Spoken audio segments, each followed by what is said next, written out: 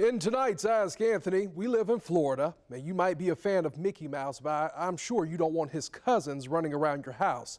I've received multiple emails from viewers who have rodent infestations in their apartments. And I have some advice for you if you're dealing with a rodent problem and your landlord is not taking care of the problem.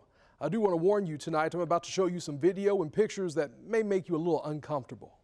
So my husband was sitting in the living room when he had heard something going on in the kitchen. And so he looked and there were two rats way at the top of the cabinets, and they were making their way down to get into our food.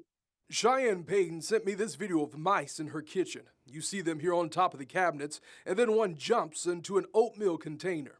You can see by this picture, it appears the mouse got what he or she wanted for a snack. Payton says she's been dealing with this issue since she moved into her apartment on Jacksonville's south side back in June. When you contacted your apartment complex, how have they responded to this issue? So the first time that we went down there in person, we told them, and they didn't seem surprised. They were like, "Oh yeah, we have pest control coming out every Monday.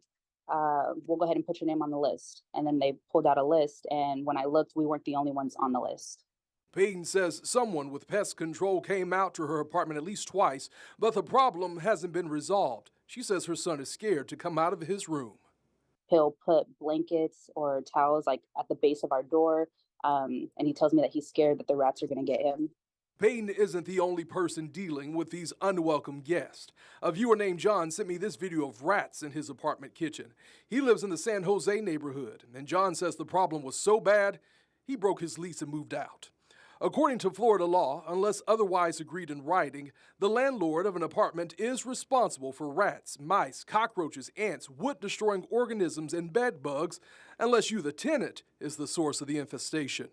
If the landlord fails to uphold that promise, you can write a letter giving them a deadline to fix the issue.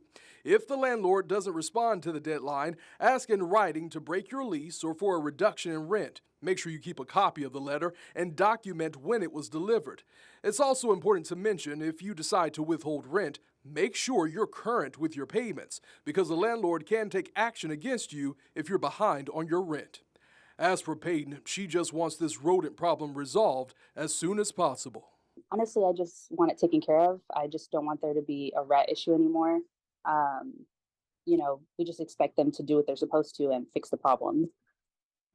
And I have contacted the apartment complex and the corporate owners. I received a response from the corporate team, and they admitted they dropped the ball in this situation. They're working on getting this problem resolved. The Florida landlord law about pest control only pertains to apartments, not single-family homes or duplexes. In Georgia, laws don't state that landlords are responsible for pest control.